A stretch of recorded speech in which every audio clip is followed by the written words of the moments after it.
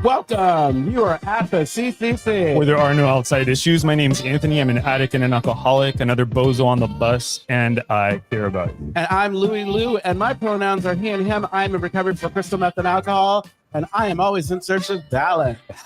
Yes, and each week we strive to create a brave space where we can engage in conversations around topics of recovery.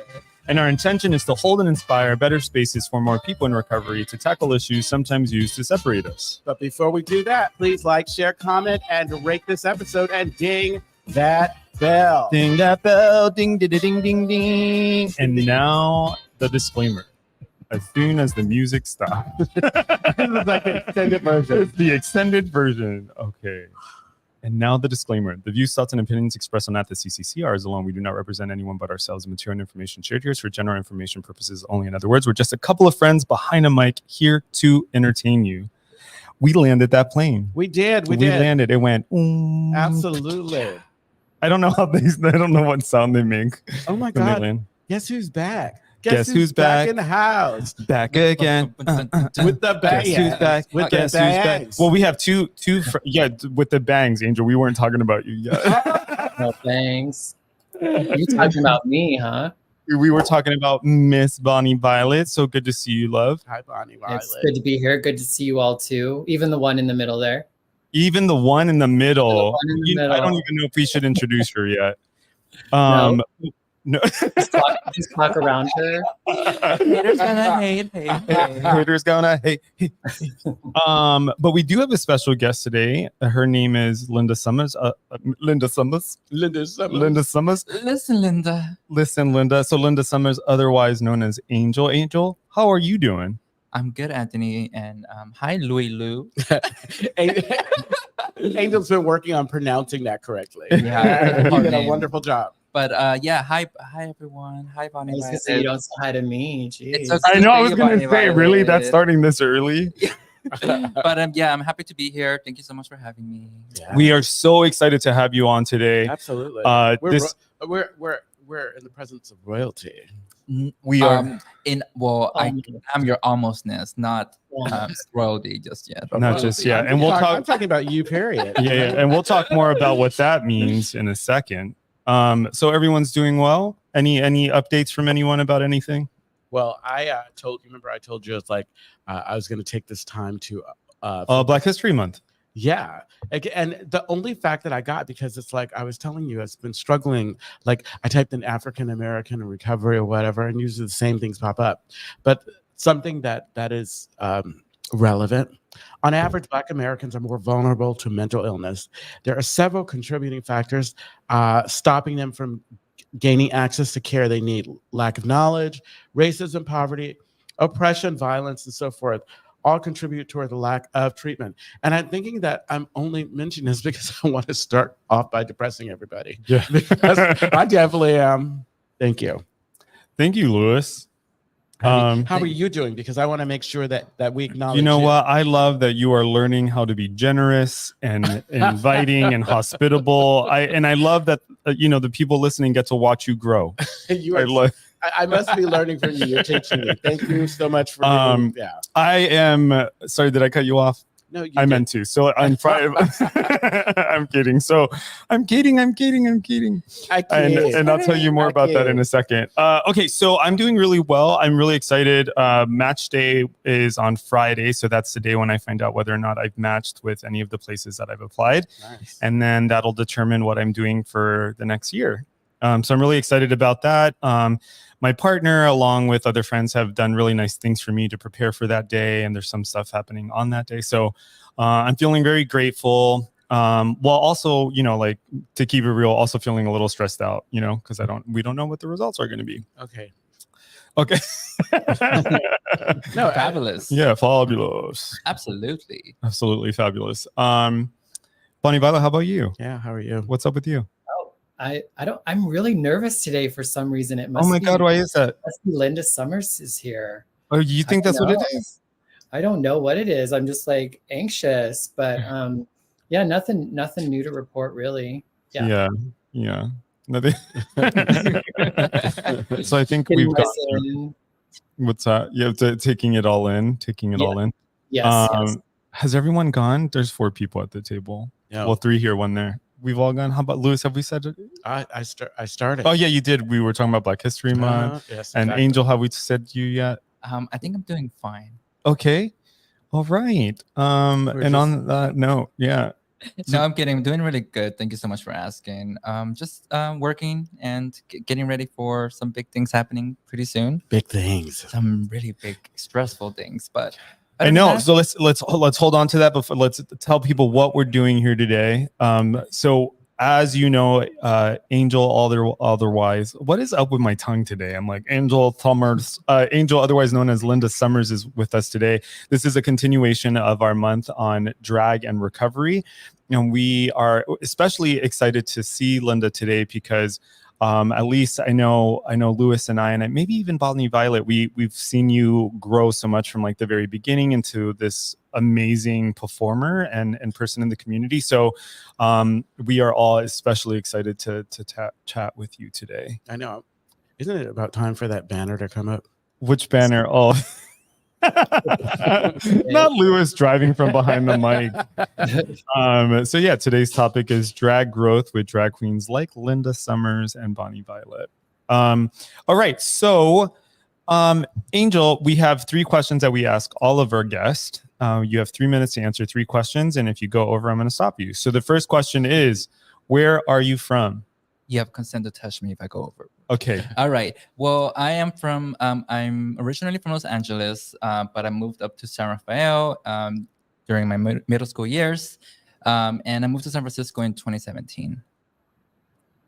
Okay. Okay. So, okay, go ahead. And then my question for you is, what made you get into recovery? What made you get sober?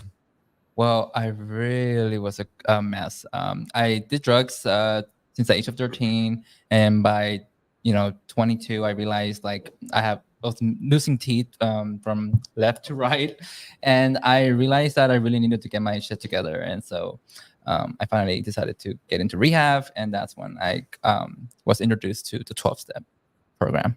Is that really it? And then was that like your first go around, or were there many first starts? Good question. Relapse is part of my story. Oh yeah, same. Yeah, it took, I got sober for 4 months and then relapsed for 3 months. And in those 3 months, I realized nothing changes. I just went back to the same, insanity. And yeah. That's relatable. 2019. Mm-hmm. For sure. And then the last question is, what is your relationship to God or your higher power? Yeah, my relationship with my higher power today is super fun, super loving, and sometimes dark. Yeah. Yeah. Can you explain what you mean? Dark. Yeah, you can't say sometimes. Yeah, and just get. She was baiting us. She's like, they're gonna ask me. Go ahead. I mean, I feel like sometimes I really like to tap into into that darkness of like that comes with sadness, anger, frustration, and I feel like by tapping into that, I'm able to tap into something bigger.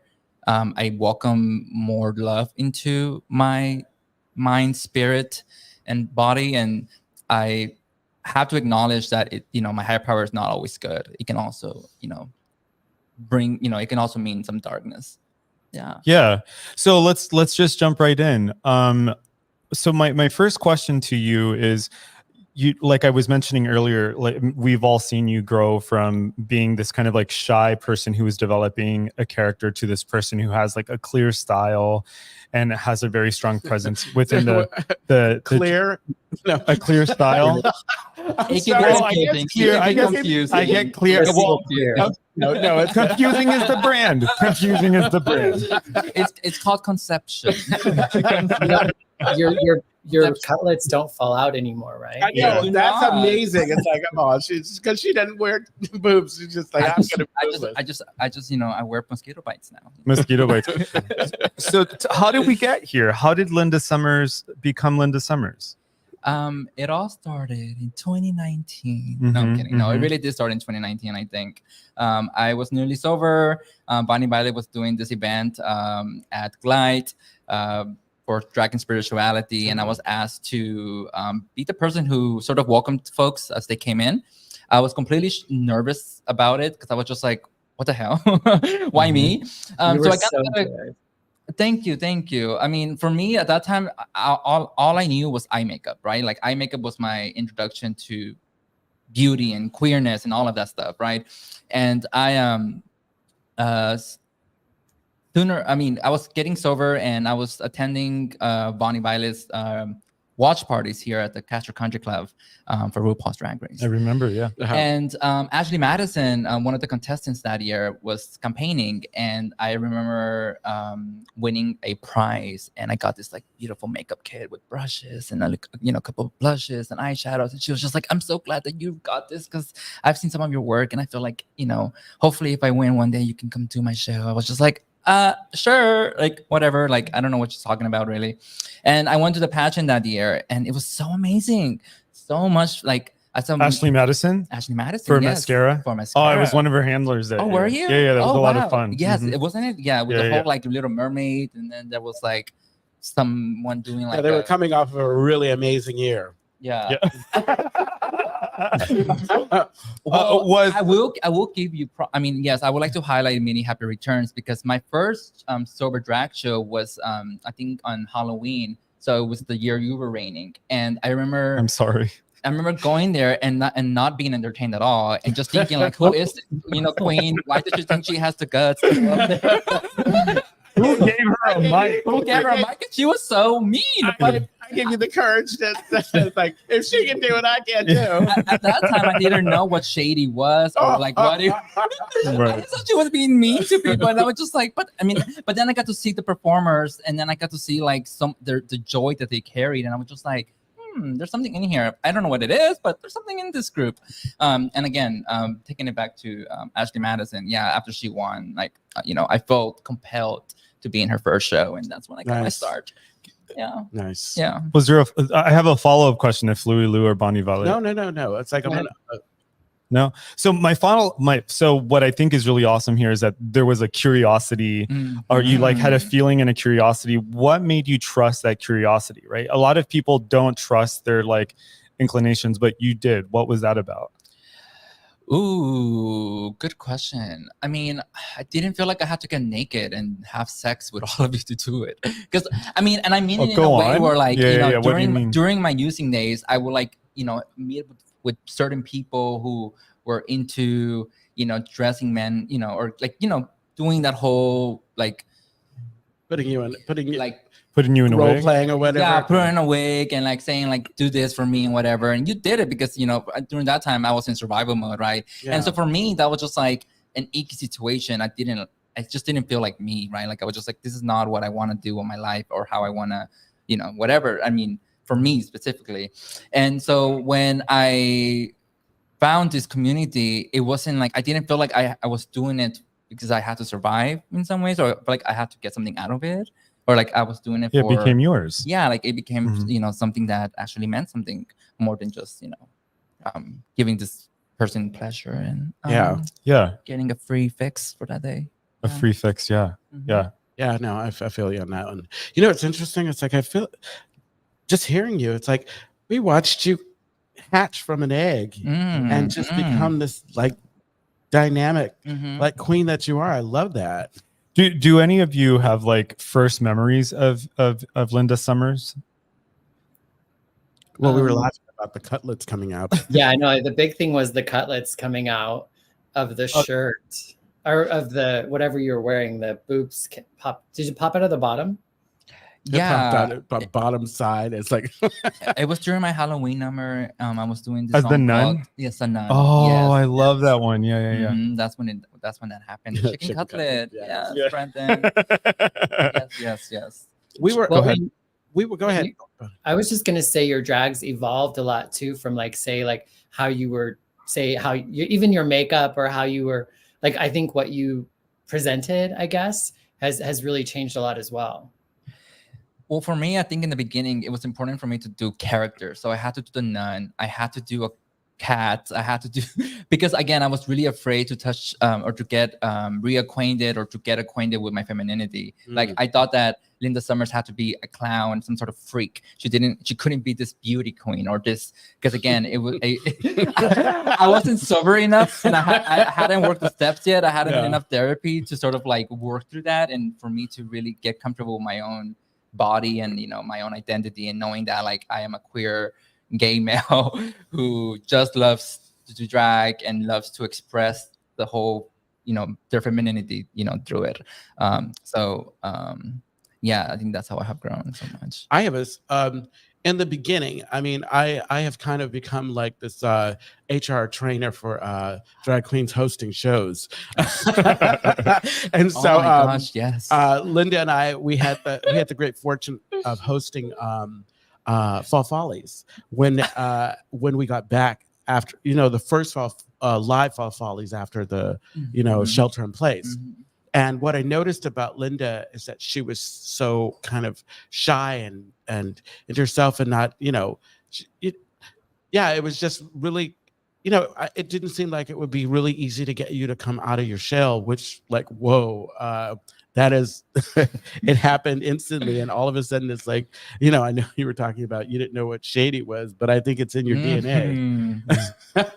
Yeah. Could you say more about that? Because you've gone from being this like nervous, I remember the first time I saw you hosting and you were next to Minnie Happy Returns, which is, Minnie's personality is very big. It takes up all the air in the room. It doesn't. And I think it should call everyone. and that's just her standing there. Wow. But jokes aside, Minnie's a seasoned. We're looking for sound bites today. but wigs take a lot of. Yes. But Minnie, but jokes aside, Minnie is a seasoned host, right? Yes. Minnie does hosting for fundraisers. She's very good at it. People look for her, right? And so standing next to a very seasoned MC, that must have been hard for you. So I'm wondering, how did you go from being this person who was like shy to being this person who has hosted her own ongoing year-long event, for example? Well, from what I remember that night was that I was just like, I just looked like a statue, just standing next to her, like not doing shit. Yeah, she was pretty. She was, yeah, she was pretty. But what I think like got me out of that was that I allowed someone to give me a suggestion, or that night she was just like, hey, you should make this joke. If you look behind you, all the decorations are falling down or falling apart. So it's really staying true to the name of the show, the Fall Follies. So make that joke. And I said, okay.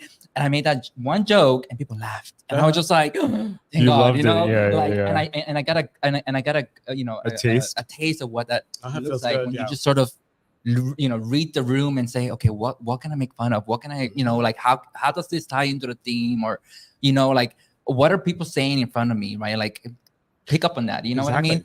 And I think that's what that's what I saw Louis doing a lot. It's about taking risk, know, because I think that like folks are going to receive it or they're not going to receive it, but it's like you can recover after, but sometimes you just have to do it. Yeah, you just have to trust yourself. So I think that's what happened. Do you feel like it seemed like you got a lot of confidence and became more comfortable, obviously, the more times you did it? Like it's a practice, and you just like got to keep doing it, and you get a little bit better each time, and you learn something and you take it with you to the next time, or you don't if it's not good. That's all I was going to say. Yeah, I love that. Go ahead. And I watch a lot of reviews, like, on YouTube, a lot of reviews. And I like, reviews of drag what? Queens making, doing review videos of like, other queens, of other queens, episodes of drag, RuPaul's Drag Race. So I feel like I kind of picked up on some of like, that's very smart. Because there's a skill, obviously I can tell, because one of the things that I can really appreciate about like, and maybe it's because you're so tiny and sweet or whatever, like Linda would say something that like the normal person would say and probably get their ass beat.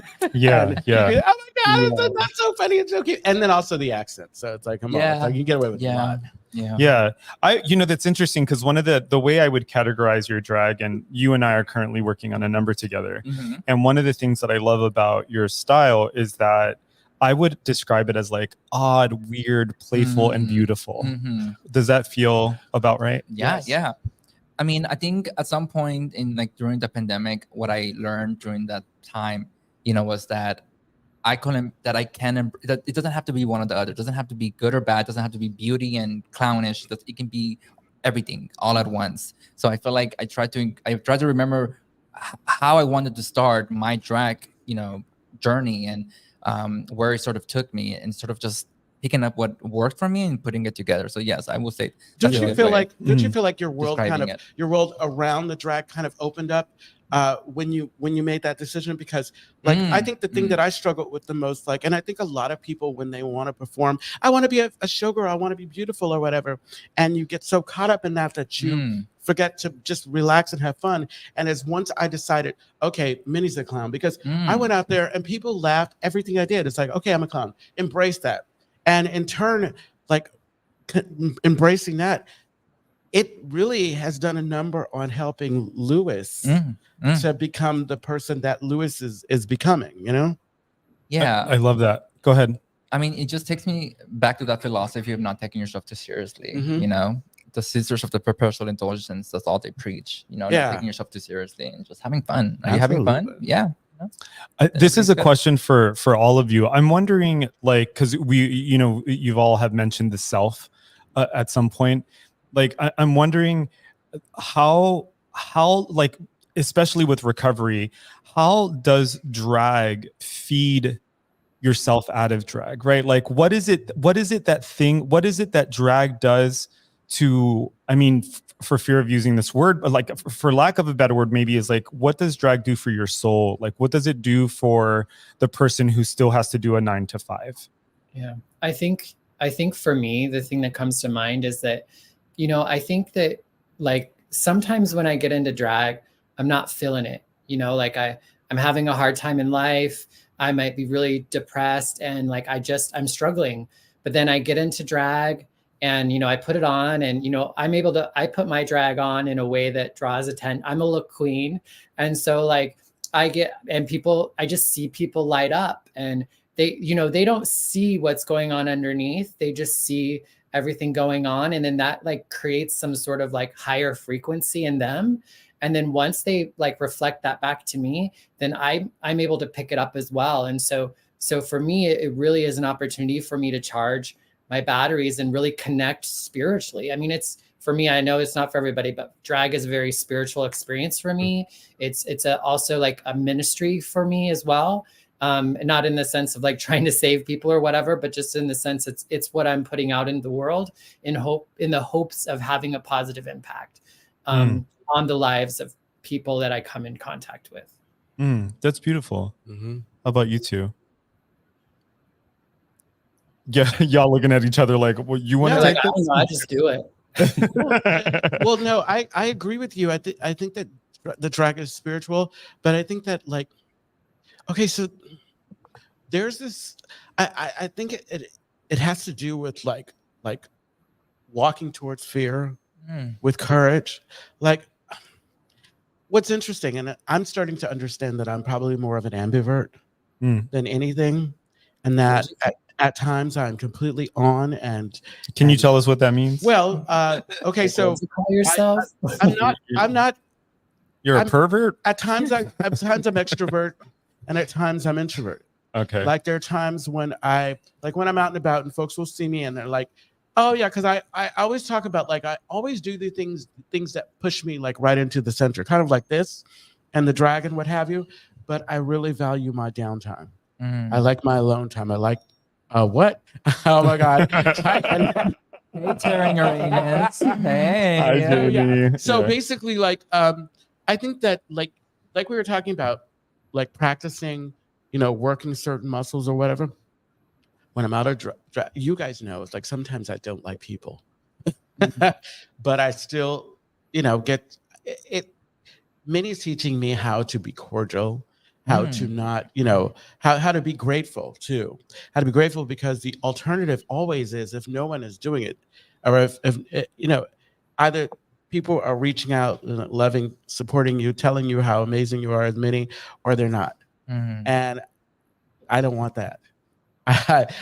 For me, I just want just enough like season, but you know, sometimes you've got to take what it is. So I think that yeah, Minnie is always encouraging, and I'm gonna say encouraging Louis to be a better version of himself. Yeah.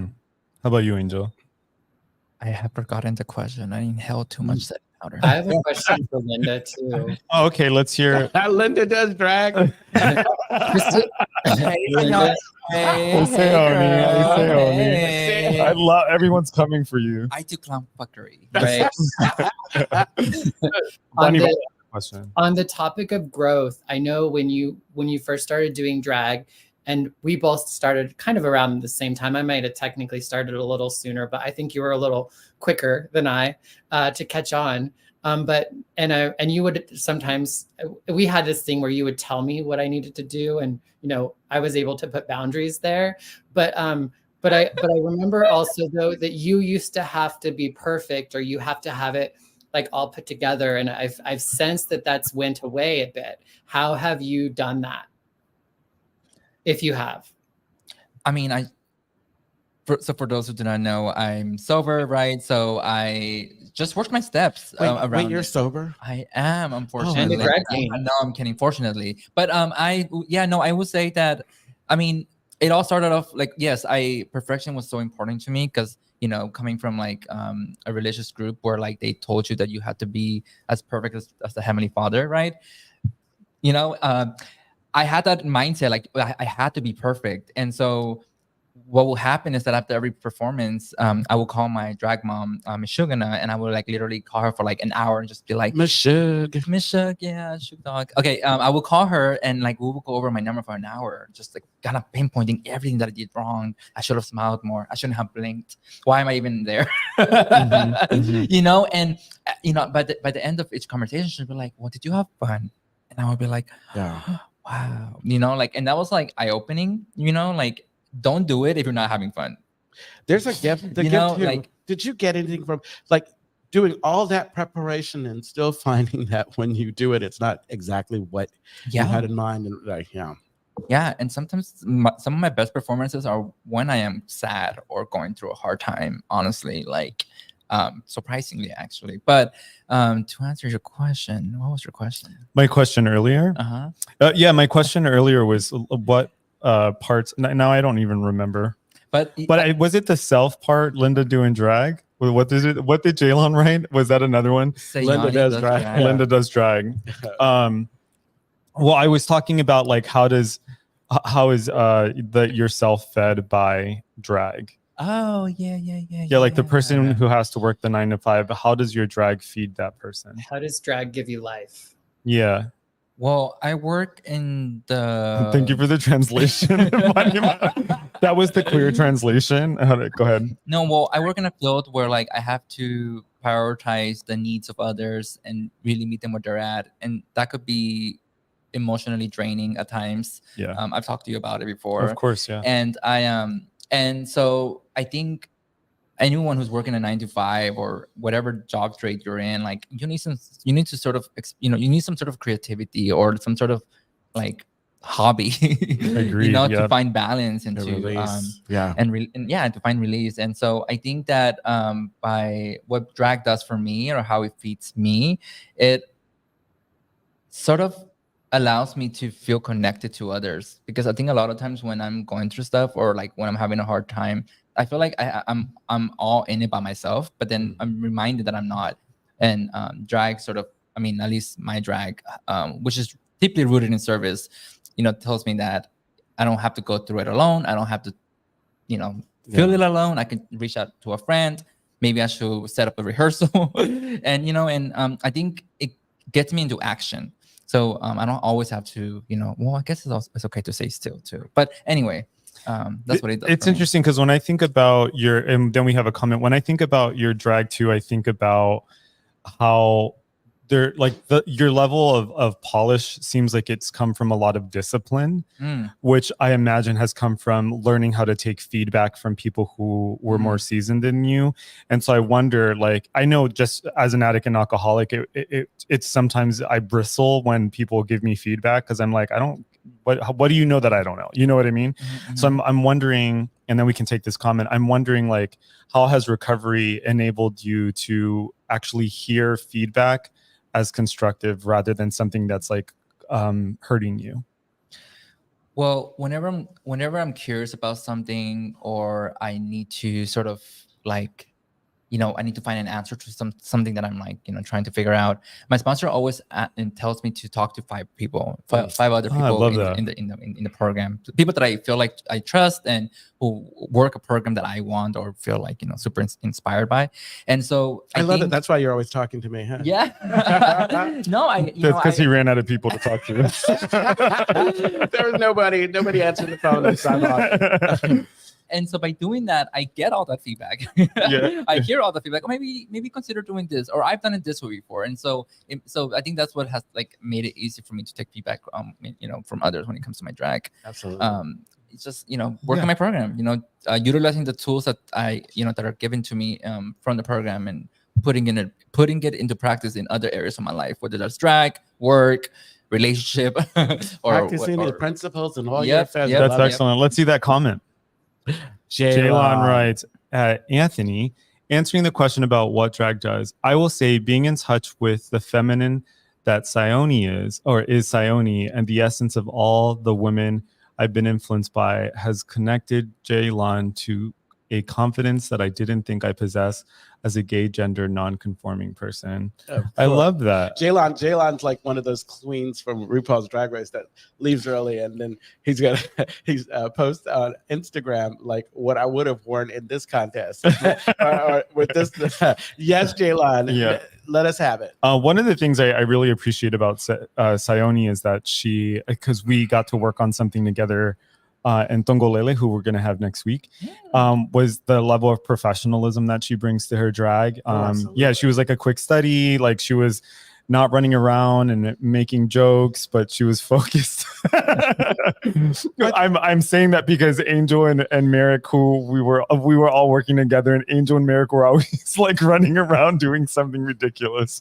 But it was wonderful. It's like great to have those people on set. Absolutely. Yeah. But did we do it? Go ahead. The other thing that the three of us like that we all get, like drag, especially the type of drag you were talking about, like service and spiritual or whatever, it gives us on top of this community that we have another layer, a deeper layer of community. And that, to me, I think that fortifies Louis. That fortifies because it's like there are times when, I need people and I need to be able to go deeper, because I'm struggling, whatever, or I just need to know that I'm connected to something. And like you were saying, drag reminds me that I'm connected to something. Yeah. I think it is helpful that a lot of the drag artists that I do that I'm really close with are also in recovery. So I think that's also really helpful because, and I would say, Linda and I are good friends and we both do drag and we both kind of have done drag together, but I see us as more of like spiritual sisters. We've had really deep spiritual conversations. Like Linda prayed over my hormones before I took them. Like we've had some really tender, special moments, kind of outside of drag. But it, I wonder how much of drag has helped keep that relationship going and maybe added to the intimacy. I think it did add to the intimacy because part of that was also when Linda had decided to not do drag because of her spirituality. We were able to have a conversation about that as well. I was going to say, I think it's that relationship. I know for me, it's those relationships that have helped me to continue to do drag because we all have that moment where I'm like I'm constantly in that moment, like after I perform, I'm good. I'm not doing it again. Sorry, Linda. I'm always spilling your tea. No, it's okay. It's in my vote for me request letter. It's in your Yeah, I wanted to comment on the relationship piece. So I've talked, I don't think I've ever talked about having danced professionally for years, and that's what brought me out here. And one of the things that I really loved when I was growing up as like a young dancer was the community that I was forming. So I danced in these, my two favorite experiences growing up were in these two dance troupes, and both of them we did backup for drag queens, right? Okay. So we there was one drag queen and we worked at 2 different nightclubs, and the community that I formed around drag and dance and stuff like that, like those people, like I love them to this day. Some of us have passed, but I bring that up to say that, like, when you talk about the relationships, like that's the first thing that comes up for me, is just how close performers can be.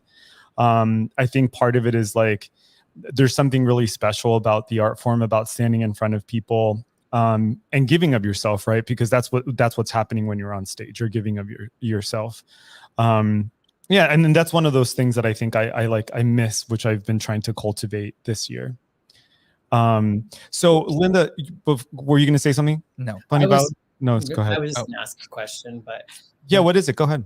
well, I was just gonna say, like, to Minnie and Linda or whoever, like, if there was somebody who was doing drag, or maybe they were, I would say maybe think about somebody who's doing drag, but they're kind of stuck in a rut with their drag, or they kind of feel like they've hit a wall. Do you have any, I don't know, suggestions or thoughts in kind of how you could, what that person could do to kind of like rejuvenate their love for drag or passion for drag? You know what I'll say? Like I say to my sponsors and anybody else, first of all, check your motive. Why are you doing it? Are you doing it for the accolades? Are you doing it because you want people to? If you think about why you're doing it, I mean, because for me, I realize that the most fun I have and the best time I have is when I'm doing it for people that I love. I always say that. It's like when I'm performing, hosting, and I look in the audience and I know that I care about people. I mean, that to me gets me going. The other thing is like trying different things, like taking a break or not taking a break, but trying different things. Like I really love I think one of my favorite performances of Linda's was her coming out in the cow outfit. She had this absolute beautiful face, and she danced and did her thing for like the whole time. And I was like, I saw the joy and everything, and I'm like, and the silliness and everything. And I'm like, I was so inspired. I was inspired not to do it, but to maybe come back and watch her do it again. So Linda, you've accomplished quite a few things in such a short amount of time, and you have some stuff coming up. Can you tell us a little bit about the stuff that you have coming up? Yeah, I mean, to sort of answer Bonnie Ballet's question as well, I think that, and I'll tie it to your question. Sure. Is that for me, it's always been about like just doing it to be of service, right? By being of service, you're sort of realizing that you will find something that will maybe re-inspire or reignite that fire in you, because drag isn't easy. Okay, like it takes a lot to put it, to put everything on, hours, prep time. You probably don't eat that whole day, and yeah, because you don't want to go once you get to the outfit. Especially, and with that being said, I think that as Anthony mentioned, I think by being of service, I have sort of exposed myself to a bigger community, to a greater community. It's not just the Castro Country Club. It's other organizations that are doing the same kind of work, which is bringing people together, building relationships. And that's how I got sort of introduced to the Imperial Council of San Francisco and the Grand Ducal Council of San Francisco and so many other organizations. And over this last few years, I have found a passion to just to be of service and to represent my community. And so this year I decided to throw my hat in the ring, and I am the candidate for Empress of all of San Francisco, which means that if I am to be elected Empress, then I will get to raise money for a whole year by organizing and putting together title contests where people can come and participate and raise money for organizations that we're raising money for. And why that's important for me right now is because I think that with everything that's going on in the world, we need younger leaders. I don't know what I'm doing most of the time, but what I do know is that showing up is enough sometimes, right? And I think that voting day is this Saturday. Is this Saturday? It's this Saturday. Yeah, tell us more about voting. Yeah, so the way that this works is that Empress is a community elected position. So I need people who have a valid ID that shows residency in San Francisco, San Mateo, and Marin counties to come out and vote. There are 3 locations where you can cast your vote. That is at the Castro Muni Station from 12 to 6. You can go to the Cinch Saloon from 1 to 4, and or you can go to the Powerhouse from 1 to 5. And again, you must have a valid ID that shows your residency in San Francisco, Marin, and San Mateo counties. Thank you, Or Angel. San Mateo counties. That's wonderful. And so with that, we're going to start landing the plane before we go to our podcast exclusive material. But before we do that, Linda, thank you so much for coming Yes, on. thank This you, has been Linda. absolutely wonderful. We wish you a lot of luck in this up and coming election. Yes, and so the Castro Country Club is a safe and sober community center for all people and a refuge for the LGBTQ recovery community. We provide programs and services that help people change their lives by supporting personal growth. Our vision is to reduce the suffering of addiction by connecting people to community, opportunity, and support. You can find more information, including all the ways to contact us at www.castrocountryclub.org/podcast. Yes, and tune in every Tuesday at 4 p.m. Pacific Standard Time when we go live on our Castro Country Club Facebook and YouTube channels. Find us wherever you listen to podcasts.